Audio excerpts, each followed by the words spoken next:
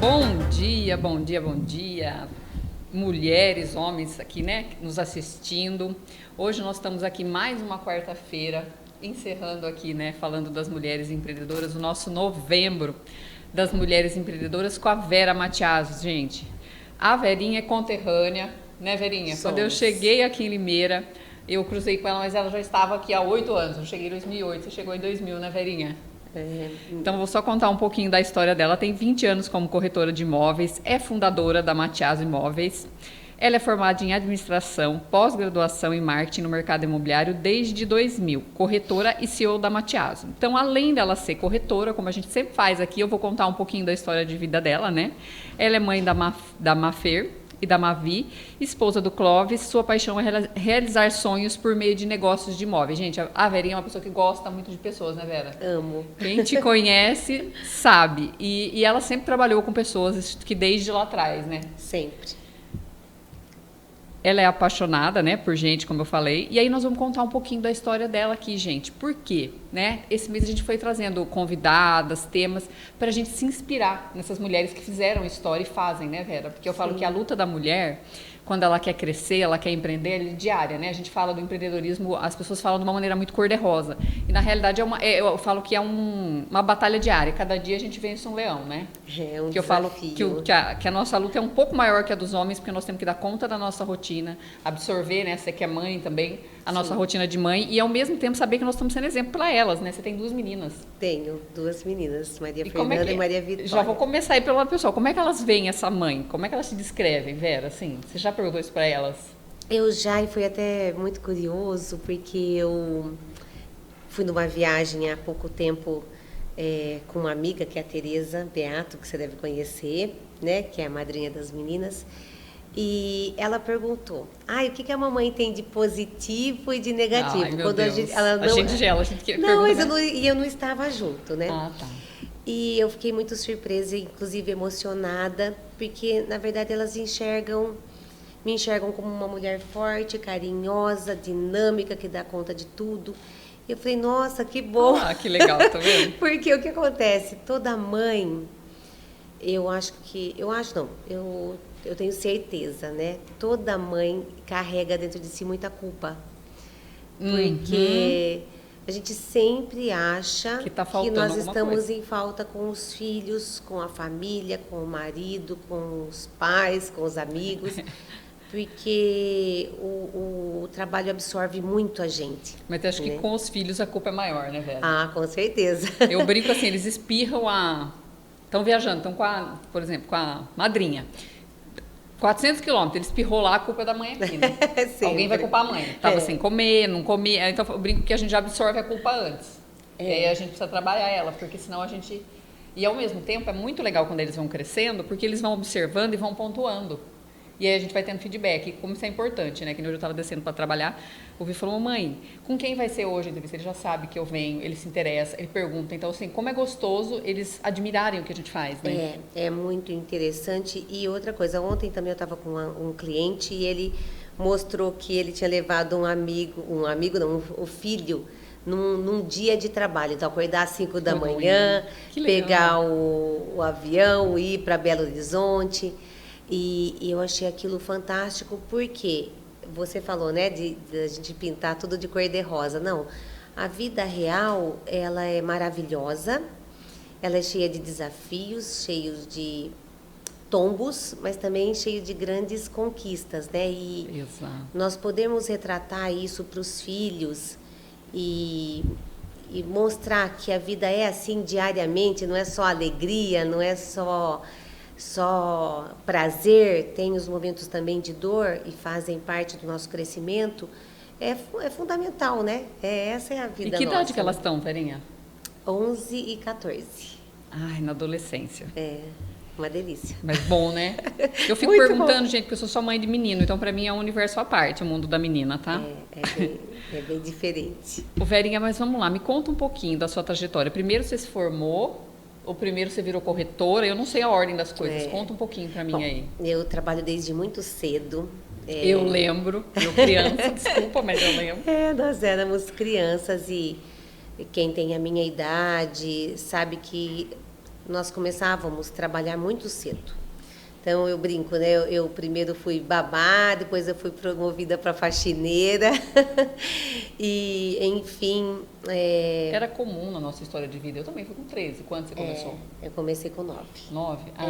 Porque ia ajudar a cuidar de alguém.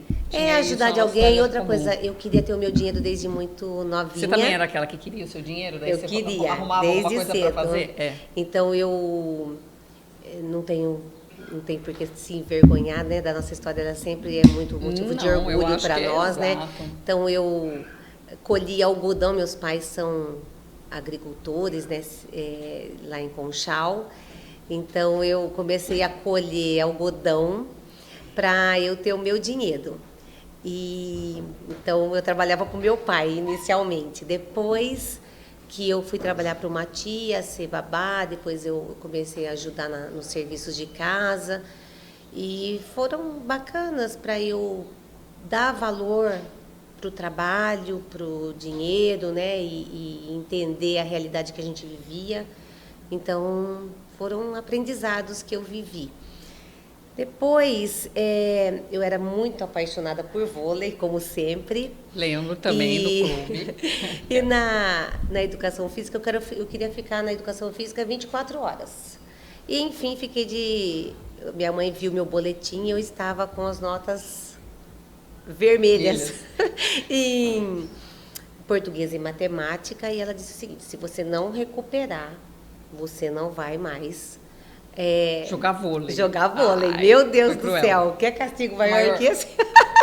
Enfim, eu me recuperei e quando chegou no final do ano, eu estava dando uma aulinha para os outros colegas que estavam de recuperação, ajudando os colegas, uma monitora. Enfim, isso me ajudou a me destacar na escola e eu fui indicada como uma das melhores alunas de português e matemática da nossa escola, para concorrer a uma vaga no Banco do Brasil, que era um cargo que era menor auxiliar de serviços gerais. Então, com 13 anos, eu tive a minha carteira registrada na época, porque... Por merecimento. Porque eu me destaquei na escola, e daí eu consegui concorrer a essa vaga, e graças a Deus eu passei. Então, foi uma nova etapa para mim. E no banco eu aprendi muita coisa, né? Na questão profissional, né? Eu falo que estar no setor administrativo com pessoas mais velhas traz uma riqueza, né, pra gente. Eu tinha o Luiz, que eu trabalhava com ele, que tinha 15 anos de área de venda, de comércio, de DP, RH, e ele trabalhava na minha empresa, né? Mas para mim ele era um espelho. Eu aprendi muito com aquele homem, muito. Que legal. Né? Porque eu falo que a gente está nessa vida para aprender. E que nem você falou, a gente vai mudando, né? Vai migrando, porque a vida vai levando, né? Que nem você falou, você estava iniciando sua carreira. Mas e a vida vai levando para quem busca. Exato. Existem pessoas e o crescimento também, né? Tipo, eu tenho que fazer isso, que nem você falou. Eu comecei com 13 numa história diferente por conta da minha história de vida, né? Era uma empresa minha. Mas a minha mãe é uma pessoa muito rígida, então, assim, ela me fez fazer todas as etapas da empresa. Então, eu trabalhei na produção, eu lavava banheiro. Você lembra disso? Lembro. Eu fui office boy, que na época não se tinha, né, tudo na internet, eu tinha malote para levar no banco, lembra da época do malote, da caixa? Lembro. Então, assim, minha mãe me fez passar por todas as etapas para me mostrar que, tendo alguma coisa ou não, você precisa saber fazer para fazer mandar. E ter humildade. Humildade. Então, eu acho que foi primordial para a minha história de vida, né? Sim. E hoje, claro, depois que a gente amadurece, a gente vai entendendo o quanto essas pessoas nos ensinaram. Que nem você falou, você era uma menininha que estava ali, um monte de gente já era adulto. Você aprende muito, né? Se você souber absorver, que nem você falou, se você estiver buscando, né? Porque às vezes as pessoas vão, quando o filho vai emburrado, a gente obriga eles a fazer, aí eles voltam bravos, aí eles não aprendem, né? Porque eles estão todos bravos. Mas a gente, que nem você falou, a gente dava um limão, a gente fazia uma limonada, né? Fazia. E a gente aprendeu porque nós não tivemos muitas facilidades na vida, né? Eu acho que... tudo já vinha com uma carga, né? Mas isso foi bom para fortalecer, forjar a nossa vontade, né? Porque a vontade, ela precisa ser forte. E ela é forjada não com facilidades, mas com a gente só desafios, cresce, né? Com desafios. A gente cresce nos desafios e nos tropeços, né? Exato. Às vezes a gente quer tudo fácil, tudo tranquilo, gente... E assim, a gente sonha também, né, quando a gente é novo, de que isso vai ser linear. A vida não é linear. As nossas conquistas, a nossa vida, enfim, tudo tem sobe e desce. Então tem dia que tá lá, tem dia que tá cá e a gente tem que aprender que a hora que a gente tá lá, a gente vai voltar para a linha mediana, né? Verinha, e ter E tem que reagir emocional pra isso, rápido, ter né? estrutura. Mas eu acho que toda a nossa história nos faz ter isso, né? Faz. Quando você lembra daquela menininha lá, babá, como é que... E hoje, essa mulher desse tamanho, gente...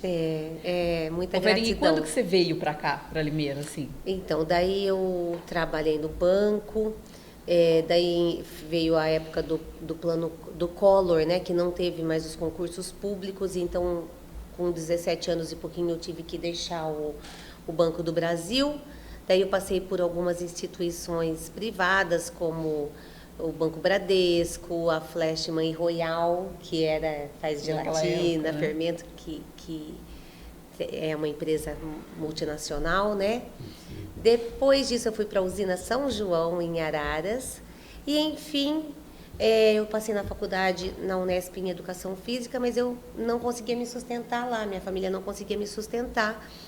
E, então eu tive que fazer uma nova escolha, que foi muito difícil para mim, que é abrir mão da faculdade né, que era uma faculdade estadual, mas ir para uma faculdade que eu pudesse trabalhar e estudar. E eu vim parar em Limeira, no ISCA.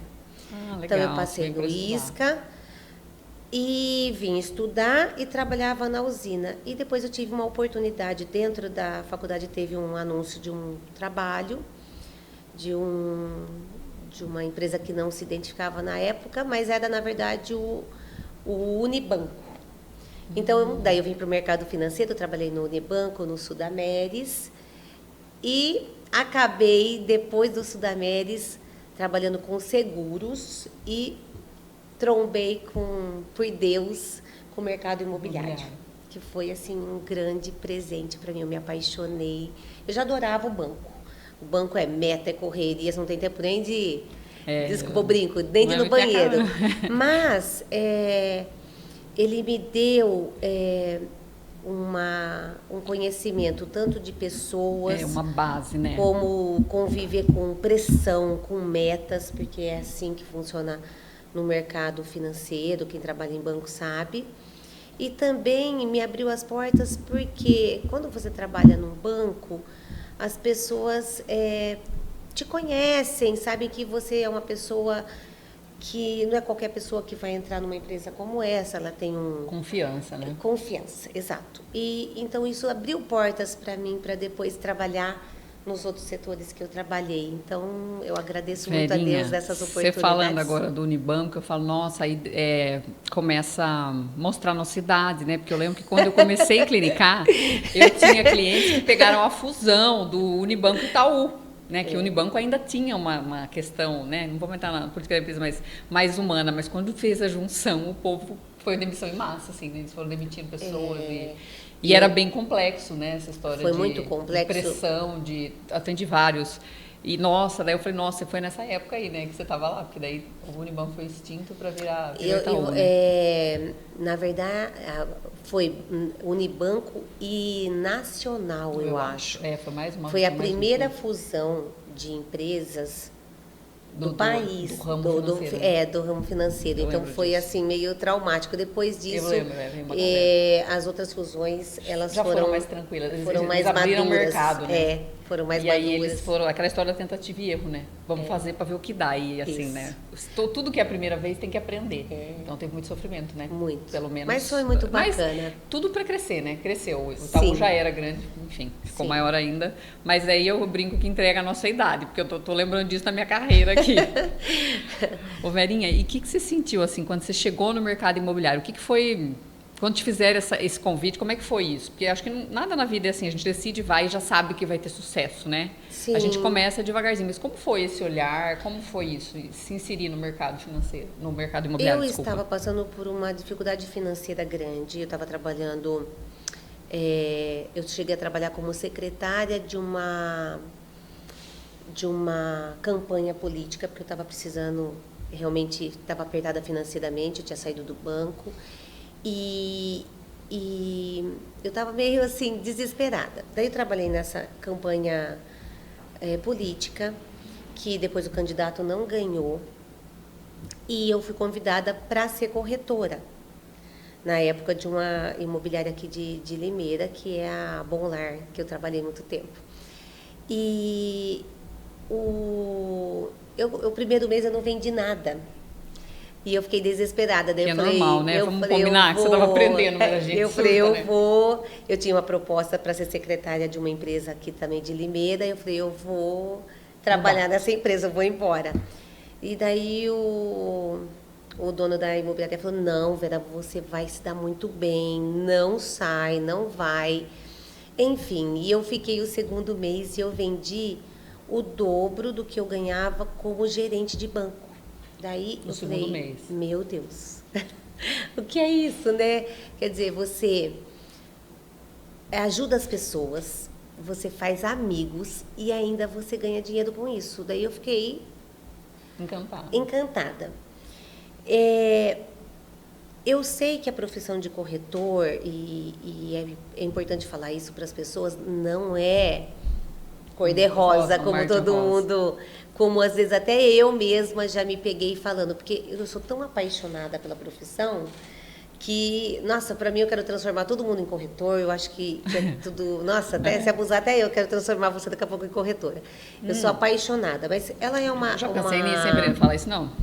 Ela é uma profissão muito apaixonante para mim. E embora ela seja extremamente, eu não gosto de falar a palavra difícil, então eu uso sempre desafiadora, ela é muito desafiadora, porque você lida com a vida das pessoas, não são vendas de alto valor agregado, então as pessoas para tomar decisão elas precisam de muita segurança, muita a ajuda casa, mesmo, né? Se a gente né? pensar no simbolismo da casa, é um sonho, né? Você vende sonho. É. Então, assim, você tem que concretizar aquele sonho, né? Sim. E às vezes você está nesse processo, porque assim, né? Imagino eu, tem um casal, uma família, sei lá, né? Não pensando na pessoa solteira, mas é o sonho de um, mas não é o sonho do outro, né?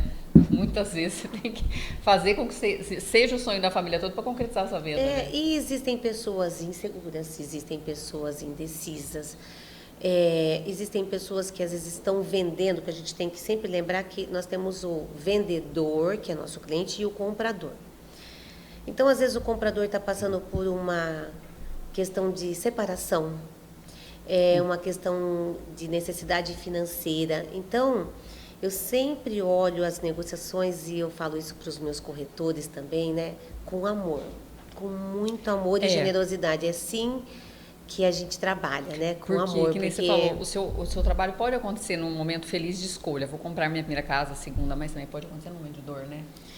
E outra coisa, né? Venda de imóvel de herdeiro, uma separação. Então, sim. assim, tá tudo relacionado. E eu, Patrícia, particularmente, acredito muito nisso. Quando a gente faz com amor, na psicologia positiva, a gente fala muito, Verinha, da vida de sentido. Quando a gente já faz terapia há um tempo, entende a racionalidade e tal. O que faz sentido para você? Então, faz total sentido para você ser corretora. Porque completa a tua vida. Completa. Então, isso faz a gente se mover. E por isso que eu falo dos altos e baixos. Porque quando você está no baixo, você fala, não, mas qual que é o meu propósito? Né? E aí, quando você está no baixo, acontece alguma coisa que te move e te levanta. Sim. Né? E até um pouco... Eu falo isso muito com raça, né? Porque eu sou psicóloga. Então, a gente já pensou em desistir várias vezes. Mas eu olho até eu entender que é um dom e que não adianta eu fugir disso. Eu tentei fugir várias vezes. E parece que eu levei eu falo que eu levei um pega-rapaz assim de Deus, ele volta e traz, tá aqui, a sua missão, tá aqui, sua missão. Então, eu não consigo sair. E é legal não conseguir, porque é isso. Faz sentido, né? Ver as pessoas crescer, ver as pessoas se desenvolverem, tirar elas do momento de dor, faz sentido para minha vida. E muitas vezes o pessoal fala muito de propósito, e ele é uma coisa que, o propósito é uma coisa que está aqui dentro do nosso coração. Eu vejo às vezes o pessoal vendendo, né? Propósito. O propósito está dentro do nosso coração, é uma coisa que alimenta a nossa alma, de você falar, gente... qual é o meu propósito? Às vezes eu não tenho a frase perfeita para dizer, o meu propósito é esse, não, mas é o dia a dia. No meu coração eu posso dizer perfeitamente que eu amo estar com pessoas, eu amo ajudá-las a realizar aquilo que elas desejam, eu amo fazer com que aquilo se concretize. E depois o dinheiro, ele é consequência disso. Então, quando você vê o cliente te presenteando, ai, Vera, se não fosse você, ai, Vera... Então, esse reconhecimento é o que energiza. Eu acho que com certeza você também já passou por isso, quer dizer, você fecha um negócio hoje, eu no meu negócio, né? Eu fechei uma venda hoje, amanhã a pessoa desiste, daí o comprador fica frustrado, ou se não foi o comprador que desistiu, e você precisa ter forças para achar saída e recomeçar. Então, o problema maior que eu diria que as pessoas enfrentam no dia a dia, seja na psicologia, seja o empreendedorismo de maneira geral, é saber que os tombos acontecem. É isso que eu ia te perguntar, mas os percalços, é fundamental que você se levante rápido. Não desistir, né, Verinha? Não desistir, desistir jamais. Eu falo até para os meus clientes, eu desisto a hora que eu conseguir.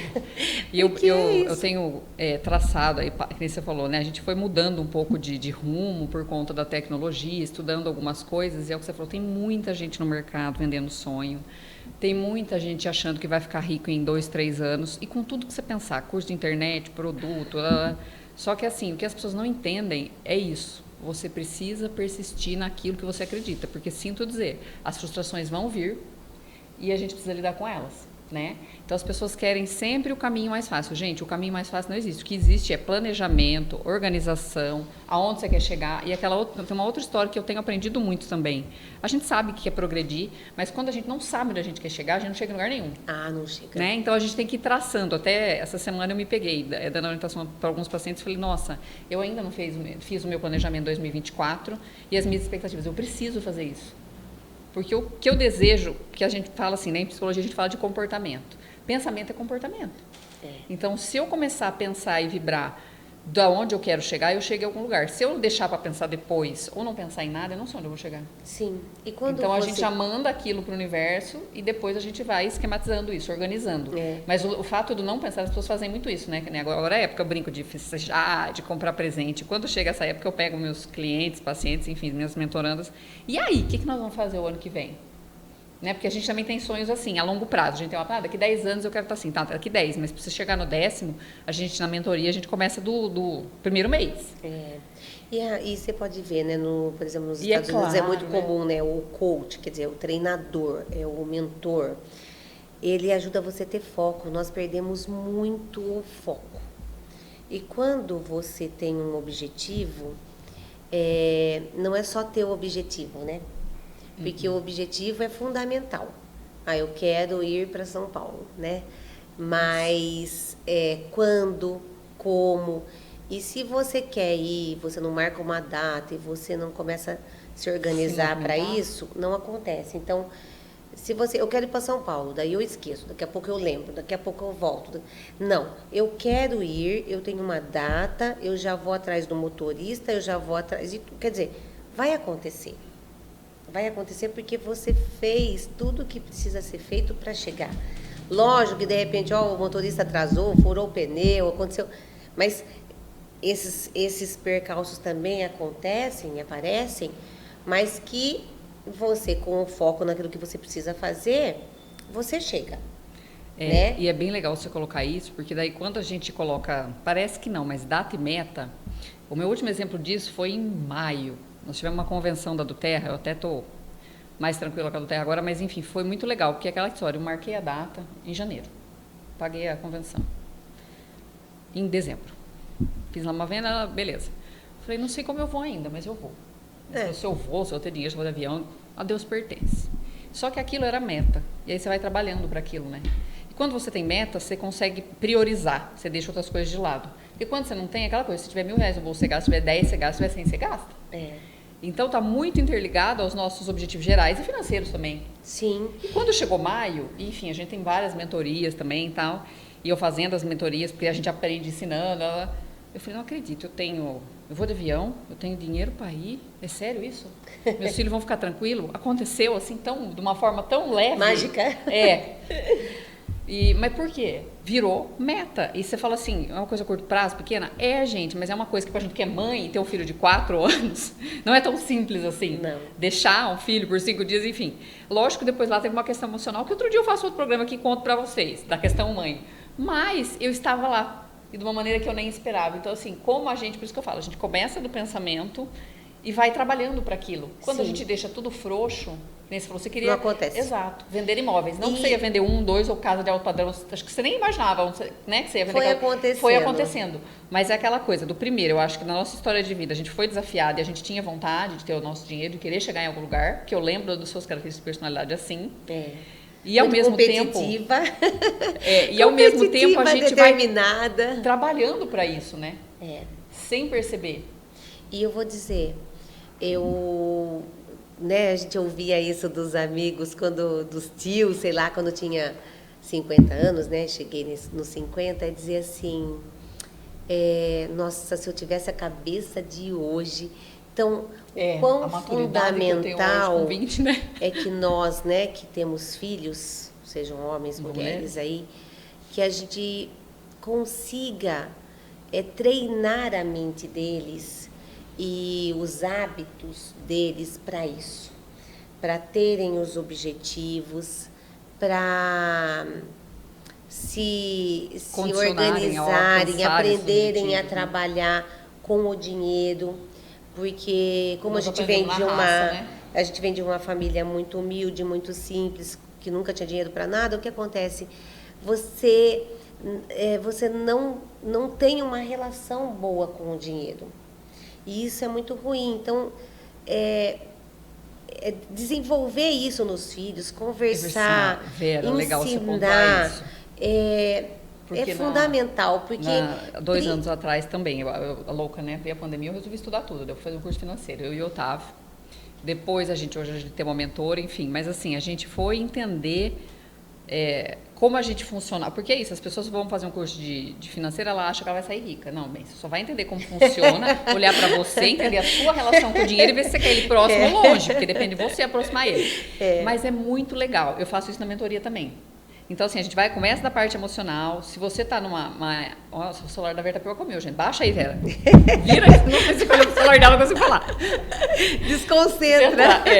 Então, você começa a entender a tua relação com o dinheiro para você saber lidar com ele. E aí, o que é rico nisso, né? No processo de ser pai e mãe? A gente vai ensinando os pequenos. É muito legal. Então, assim, o meu mais velho, que tem 9, já administra o dinheiro dele, tá? Ele tem lá os trabalhos dele, as coisinhas que ele faz, o que ele quer, o que ele não quer. E a gente não teve isso, né? A gente aprende muito com a história da gente. Isso é libertador. É libertador. Porque, assim, a felicidade e a prosperidade não está tão ligada ao quanto você ganha, né? É a forma como você vive e escolhe viver, ou como você administra seu dinheiro para ter tranquilidade financeira. Então, eu sofro muito com isso. E eu acho que eu acredito que se eu posso educar os meus filhos e ensinar isso, tanto que o americano tem muito essa questão de educação financeira, isso é uma libertação para as pessoas, né? E uma outra coisa que a gente aprende muito também, a gente faz na mentoria e aprende, é a história de vida, né, do dinheiro. Por exemplo, eu lembro do meu pai falando assim, eu quero uma coisa, eu vou lá e compro. E ele comprava, ele era danado. Meu pai também não tenho vergonha nenhuma de falar, meu pai era mecânico, estudou até a 4ª série. E quando ele faleceu, ele já tinha um patrimônio, né? Ele tinha uma casa, a gente tinha casa, carro, sítio, enfim. Tudo foi construído, tá? Eles não ganharam nada. Só que era isso, ele tinha vontades, ele ia lá e fazia. E depois, realmente, eu lembro do meu pai trabalhando com guincho, meu pai montou uma autopeça dentro da oficina, meu pai trabalhava que nem um louco. E aí a gente vem trabalhando que nem louco, por que será, né? A gente trabalha 12, 15 horas por dia. A gente repete. E aí, só que aquela coisa, eu gasto, depois eu vejo como eu pago, né? E aí você vai, opa, será que é assim? E aí a gente vai se reeducando financeiramente. Sim. Então, deu certo? Deu. Mas hoje, né, o mundo é outro, a economia é outra. Por exemplo, a gente podia ter reserva, ninguém falava em reserva de emergência. Então, hoje você entende que você pode ter paz também, não precisa só correr atrás do dinheiro, né? Pelo contrário, você tem que trabalhar para ele vir, você não pode correr atrás dele, né? Sim. Então, assim, a nossa história de vida conta muito nisso. Quantas pessoas, eu vejo muita gente, até a Doris falou que trabalha muito, que tem um potencial para ganhar dinheiro, só que ela afasta, porque ela corre atrás. E às vezes está na gente, né? A gente não tem essa educação olhar, financeira, saber Você consegue lidar fazer isso com com as meninas? Como é que é isso? Não, eu tô na meta. Luta aí. Eu tô na meta. Na luta. Eu quero, né? A gente tem sim um um propósito de realmente ensinar. A nossa pequenininha agora começou a pegar mel lá do meu pai em Conchal.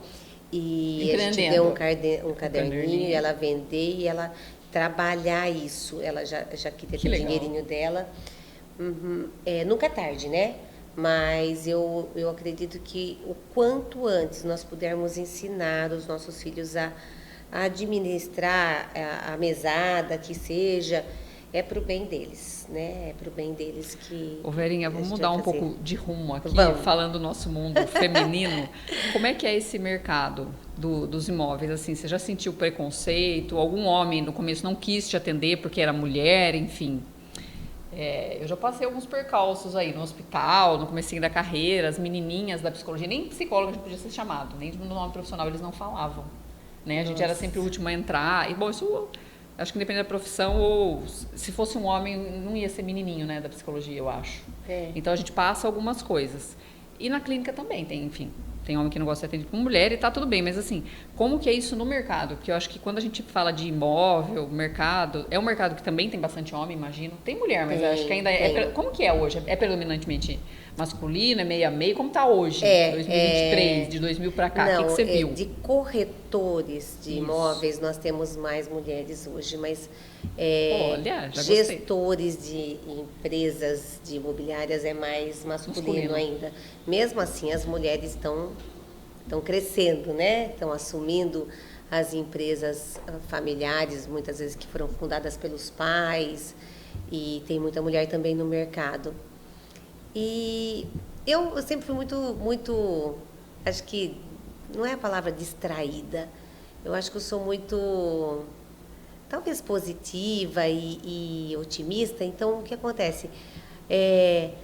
Eu nunca percebia muita dificuldade por eu ser mulher, porque eu não levava muito isso a sério, talvez, né? Eu tive mais dificuldade assim, ó. Quando eu cheguei em Limeira, de que família você era, qual o seu sobrenome? Qual é o seu sobrenome? Sei bem. Então, são coisas que a gente vai ficaram para trás, né? Sim, deixei de fechar algumas vendas de loteamento, tal, porque eu não participava de alguns grupos da sociedade, e porque eu talvez não fosse de Limeira e porque eu era mulher, sim isso eu enfrentei, uma variável, né? Isso. Mas que também isso não me segurou. Por quê? Porque eu sempre tive muito foco no meu cliente, ia fazendo as coisas, né? Essa paixão pela minha profissão me ajudou a enfrentar talvez eu falo que essa questão pra gente, né? Eu brinco que eu cheguei aqui, eu era Patrícia Valuto em Conchal, aqui eu era Zé Ninguém. Zé Qualquer. Né? É difícil ser Zé Qualquer. Eu passei por tudo isso, eu fui morar sozinha. Eu não conheci ninguém. Nessa fase eu cruzei com a Verinha na academia, uma época. Você lembra, Verinha? Eu lembro. Foi a época que eu cheguei. Tempo que eu fui na academia. Eu também. Foi só naquela época. Hoje a gente tenta, mas vamos lá. E foi mais um desafio. Mas para mim foi isso. Independente do meu sobrenome ou não, e lá também eu não era psicóloga, eu era só Patrícia Valuta, hoje eu sou as duas. Eu entendo que eu sou uma junção das duas, também foi um processo. Eu tinha que mostrar que eu era boa no que eu fazia. E eu tinha que me tornar conhecida, independente de ter um sobrenome ou não. Né? E aí isso para mim também, eu fui entendendo que era preciso estar no mercado. Que nem e o segredo está no profissionalismo. O que acontece? Exato. Eu acho que a mulher enfrenta mais assédios do que tantas dificuldades. E você tem que fingir que não entendeu. Isso, eu ia falar, a gente vai criando barreiras, né? Vai sim, porque eu cheguei em Limeira com 21 anos, eu fui gerente de banco com 21 anos. E então, o que acontece? O assédio era grande, mas que também eu era tão assim, ó, sabe aquela pessoa meio faz de conta que não entendeu, distraída, ou talvez uma pessoa que tem valores morais bem definidos, e isso faz com que a gente tenha fortaleza para enfrentar algumas situações que a gente enfrenta, né? Eu brinco com o meu lado homem, acho que é tão forte que eu expelia, né? Não, assim, eu passei algumas coisas, você falou, a vida vai ensinando, né? É. Você passa uns perrengues, o primeiro atendimento, aí depois você vai aprendendo. Por exemplo, vai atender homem as primeiras vezes, na mesa, de cal. Porque é isso. E a Sinto pessoa dizer, é a sociedade confunde. que vivemos. Você às vezes, que a gente fala muito, a gente é dada, né? Como A diz gente as é pessoas dada. populares aí. E aí, você precisa colocar um limite. Então, acontece, gente. Eu passei, sim, algumas situações, mas é isso. A gente vai criando estratégia para lidar com ela. Exato, Não que ela vai te barrar, e- né? Eu acho que é isso que a gente tem que entender. É mais um desafio que a gente passa, mas que não vai nos impedir de crescer, né? Depende de como a gente olha, como a gente vê e o que a gente coloca. E outra Muito coisa, que nem você da se nossa história de sentir- vida, da educação, né? Eu tenho falo de novo da mãe, porque é isso. Por isso que eu falo que a gente tem que se vigiar enquanto mãe. Que é modelo pra gente, né? E outra minha mãe coisa- trabalhou com homem a vida inteira também, né? Ela me falava isso. Então eu lembro muito dos relatos. Era oficina, mas a minha mãe fazia todo o administrativo. A gente só teve o que a gente teve porque minha mãe estava lá, minha mãe Sim. na cabeça daquilo. E ela tinha que lidar, né? O marido dela estava ali, mas ao mesmo muitas vezes ela estava sozinha. Meu pai pegava muito estrada, né? Então ela falava que assim a maneira como a gente se coloca, né? Sim, E aí a gente vai olhando que realmente é assim. E não vai mudar, gente. A gente não vai mudar isso em meses. Claro que a gente luta. Eu não luto para ser melhor, tá? Quando a gente fala do feminismo aqui, não é ser melhor. Ninguém quer ser melhor que ninguém. Até porque nós somos casados, tem marido, nada contra o homem, né? Pelo contrário. Nem. Mas é estar. A gente luta para ser igual, poder ocupar o mesmo espaço. E isso a gente Eu vai. nem vai diria para lutando. ser igual, é para a gente ter o nosso espaço. Porque uma das coisas que quando as minhas meninas nasceram, e eu sempre fui muito insegura, por mais que eu tenha uma fortaleza de querer as coisas, assim, de querer vencer na vida, eu sempre fui muito insegura, não tinha amor próprio. Então, falou que uma das coisas boas dos 50 anos é isso, né? Você fala, não, agora aperta a tecla F e tudo certo, não tô nem... Tipo assim. Com 50, velhinha, você já Demorou, mas assim... mas tá ótimo. O que não é que demorou, eu falo que amor próprio é um processo de construção. Pensa na nossa história de vida, quem ensinou isso pra gente, a Verinha? Ninguém. E outra coisa... Entendeu? A gente isso vai aprendendo até com a é vida. difícil de ensinar. Então, o que eu reforçaria para as mulheres que estão nos ouvindo, que vão nos assistir, né? Que busquem olhar o que elas têm de bom, a sua fortaleza e honrar isso. Porque Deus nos criou, não quero aqui ficar falando de religião, nada disso, mas assim, Deus nos criou e olhar para isso, e olhar para si próprio e falar, eu não sou igual a Patrícia, eu não sou igual a Gisele Bündchen, mas eu sou a Vera, né? E eu tenho a minha beleza interior, os meus valores, a minha história e dá valor para isso. Porque quando você tem amor próprio, você se respeita, seja nos relacionamentos pessoais, profissionais, amorosos, você se respeita e você diz o seguinte, não, isso eu não quero para mim, isso eu não aceito, e isso aqui eu quero e vou atrás porque eu mereço. Então, tem muito a ver com amor próprio, né? Então, trabalhar essa fortaleza interior de saber que nós não somos iguais a ninguém, ainda bem, graças a Deus, e que tem espaço no mundo corporativo para todos. Eu costumo usar muito essa frase, gente, que também, que nem a Verinha falou, não nasceu comigo, tá, gente? Ninguém nasce perfeito, não sou perfeita, mas assim, da gente entender que o sol nasce para todos e que a gente tem olhar para as mulheres como parceiras, independente de ser psicóloga, independente de ser corretora, porque a gente, na minha área, a gente é uma área muito fechada, né, a psicologia, e os psicólogos competem e ficam, enfim, esses 3 últimos anos da minha vida, como eu abri para a história do mercado, da internet, o como é legal, olha isso, meu celular, gente, tá fechando aqui, o como é legal a gente poder, ao vivo tem essas coisas. Entender que nasce para todo mundo, tem cliente para todo terapeuta, tem comprador e vendedor para todo imóvel, e é isso. E quando a gente fala das mulheres, uma das bandeiras que eu levanto é isso. Se eu entender que eu posso ajudar a Vera de alguma maneira, a Vera entender que pode me ajudar, a Amado Pudim, que estava aqui semana passada, a doutora Ali, que veio aqui falar da oncologia, gente, a gente vai criando uma conexão. Quando a gente fala em conexão, quando eu falo em conexão, não é só a internet, é uma conexão real entre as mulheres. Porque se uma acredita na outra, ela vende o trabalho da outra. E isso, para mim, é magnífico. Hoje é uma das coisas que eu vivo para fazer. Além da questão da psicologia, vai além da psicologia, é isso. quando a gente fala crescer junto, é acreditar e divulgar essas mulheres que você acredita. Porque é isso, né? E também... É que você não conseguiu ir no De Bem Comigo mesmo ainda. Arruma um tempinho, de Eu quinta à vou, noite, eu uma vou. vez por mês só, tá? Meu projeto lá. Mas é maravilhoso, porque lá isso acontece de uma maneira plena. Deb vai muito, né? Tu conhece a Deb. Sim. Um monte de mulher, a doutora Lisandra estava lá, foi mês passado também, mês retrasado, que esse mês, gente, eu me enrolei tanto que eu fiquei aqui, mas eu não consegui terminar lá, né? Vamos lá. A gente tem que aceitar as imperfeições e querer dar, não porque eu querer dar conta de tudo, também trabalho isso. Não consegui realizar, mas enfim, as mulheres vão lá e mostram. E sentem isso. Então, isso é maravilhoso. Gente, já deu 50 minutos. Eu achei uma que fala mais que eu. Pena. Nós estamos aqui chegando ao finalzinho. Ai. Eu ia perguntar o que ela tem de contribuição para as mulheres. Ela já falou. Você viu que a gente fez aqui um bem bolado. A coisa foi seguindo, foi fluindo. Foi muito gostoso. Verinha, queria te agradecer pela presença. Obrigada. Por poder estar aqui com a gente, compartilhando um pedacinho da sua história, que eu garanto que nem ela falou do café. Acho que a gente tem que marcar uns jantar, churrasco. Porque o café ela não vai conseguir contar um quinto. Vai ficar o dia Mas tudo inteiro. bem, eu ainda vou tentar cutucar ela pro café em janeiro. Esse ano não, porque esse ano nós temos que terminar o ano, né, Vera? Temos que encerrar o ano, as metas aí, mas vamos tentar marcar. E gratidão por você ter vindo e ter compartilhado essa história tão bonita. Obrigada. Tá, Olha, e vou te chamar em outras oportunidades. Vamos falar mais da questão mulher, da gente se soltar. O ano que vem vamos ter uns programas mais descontraídos. Tá bom. Esse ano nós começamos, estamos aqui com uma seriedade, mas ano que vem tem uns planos aí de deixar isso mais leve, Tá ficar bom. mais prazeroso. eu quero Gratidão, te viu, Verinha? parabenizar, né, Gracinha, o seu trabalho. Eu acho que é muito bacana isso. Agradecer muito a oportunidade de estar aqui, né? E dizer que não é sorte, é você buscar, você desejar e correr atrás, né? E isso daí o sol brilha para todos, né? Nada vence o amor e o trabalho. Ai, gostoso. Obrigada, viu, Verinha? Beijo, gente.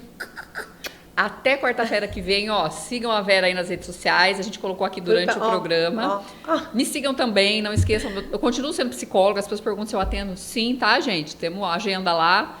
E continuo trabalhando. Quando eu coloco lá do empreendedorismo feminino, é isso, são as mentorias. Essas mulheres que eu abraço e faço isso sozinha, no particular, que é muito gostoso, tá? Nas sessões de mentoria. Então tá tudo aí. Beijo a todas e a todos que passaram por aqui. Até semana que vem. Até.